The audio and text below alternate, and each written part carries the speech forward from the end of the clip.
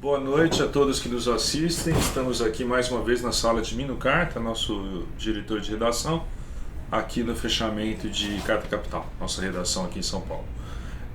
Estava lendo aqui o editorial do Mino e conversando um pouco aí sobre as últimas movimentações em torno da tentativa do impeachment da presidenta Dilma. Como você tem visto esses últimos capítulos dessa história, Mino?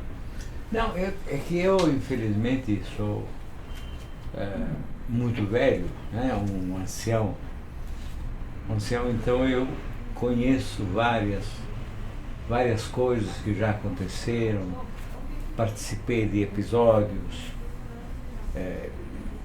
involuntariamente talvez até entrei na vida de algumas personagens que hoje movimentam esse nosso cenário.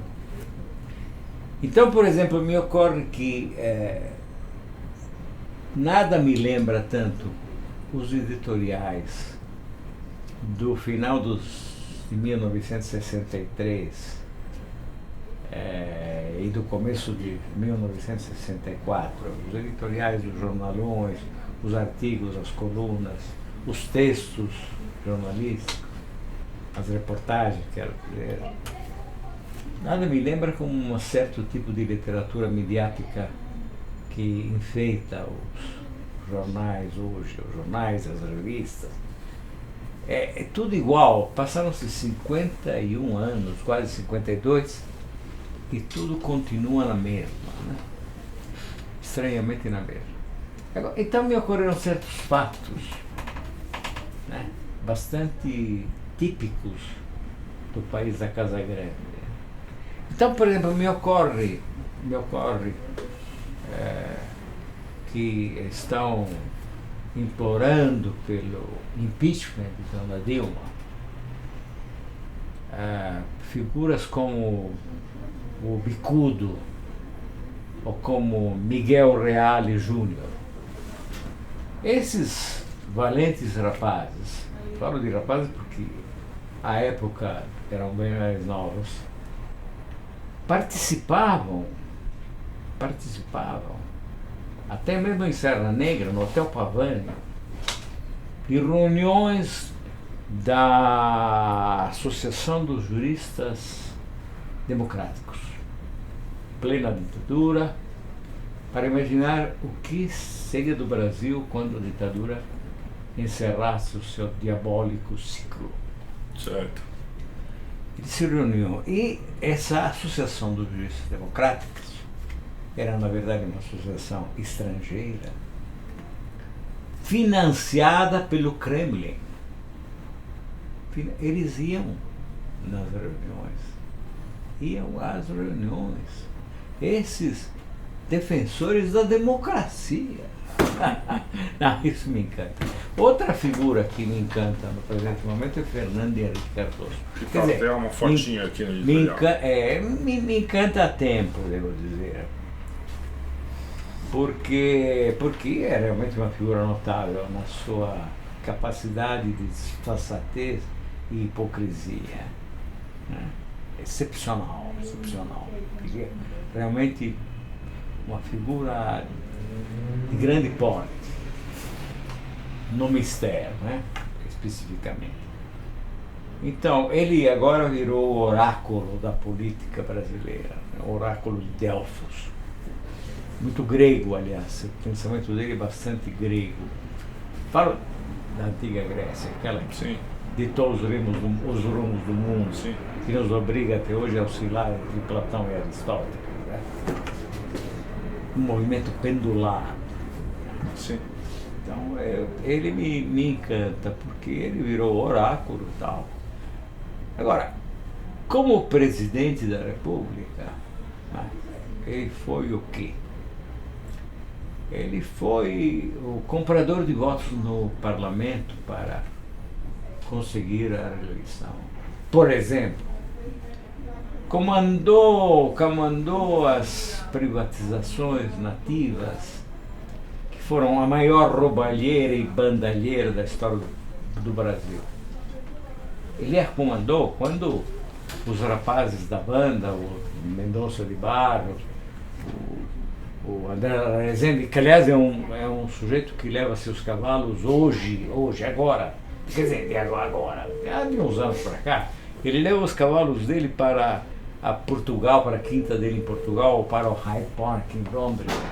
Ele os leva de avião. Né? É estranho. O pai dele era um honesto jornalista remediado.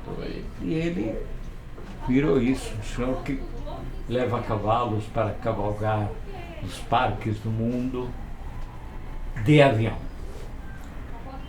Então, ele comandou essas privatizações que foram uma bandageira inominável. Né? Inominável, não dá para acreditar. Depois ele praticou um estelionato eleitoral extraordinário, porque ele, para conseguir a eleição, graças à compra de votos no parlamento, ele partiu para a reeleição, naturalmente. E ao longo da campanha defendeu a estabilização. A bandeira dele foi a bandeira da estabilização. Né? 12 dias depois de empossado para o segundo mandato, ele desvalorizou o real e quebrou o Brasil. Mas ele já tinha quebrado outras vezes. O total do desempenho dele verifica três falências nativas. Né? 3. Não uma, 3. Ao cabo dessa aventura presidencial, entregou ao Lula um país endividado até os olhos, talvez até a raiz dos cabelos, e as burras do Estado totalmente vazias. Quem pagou a dívida e quem encheu as burras do Estado foi o Lula, seu substituto. E eu acho que se houvesse, além de Collor, obviamente, alguém muito qualificado para que se aventasse a ideia do impeachment, na verdade foi o Fernando Henrique Cardoso, que hoje está aí dizendo que a Dilma, no fundo, enfim, ela está a perigo, porque o mau governo, um governo desastrado quanto o dela, pode ser punido com um impeachment. O que, evidentemente, é uma sandice inominável, porque não é por aí. Né? A Constituição é muito clara a respeito, em relação a quem foi eleito legitimamente, sem trapaça. Eu admito que tenho hoje em dia certas dúvidas em relação ao desempenho da Ana Dilma, mas nem por isso acho que ela deve ser. São coisas diferentes, claro. São coisas totalmente diferentes. Isso é golpismo puro. Mas, hoje, subitamente, me ocorreu uma lembrança. Qual seja? Qual seja a seguinte. No decorrer do ano de 91, o Collor chamou para o seu governo Fernando Henrique Cardoso para ocupar a pasta de chanceler, que sempre fascinou um vaidoso empedernido como Fernando Henrique Cardoso. Então, o Fernando Henrique achou que valia a pena, porque o currículo é o que tenta as pessoas. Não são as suas próprias ideias, não são as suas tendências, as suas crenças, a sua fé, o que for. Não, é o currículo. O currículo é fundamental na história de muito esquerdista brasileiro, de inúmeros esquerdistas brasileiros. O currículo supera qualquer tentativa de rebeldia em relação às prepotências da Casa Grande. Então, ele estava se preparando a dizer sim ao Fernando Collor, presidente, e eis que o o Mário Covas chega-se ao Fernando Henrique e diz: se você for ministro do Collor, eu saio do PSDB. E foi só então que ele desistiu. Para ser depois, claro, ministro do Itamar Franco. Sim.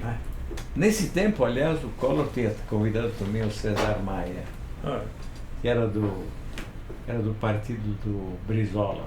Certo. E o Brizola, muito peremptório, disse ao César Maia: se você for, te quebro a cara. Só mais ao estilo. Foi mais direto ao assunto. É isso. Obrigado. Grande figura o Brizola. Esse Grande sim. figura. Esse sim.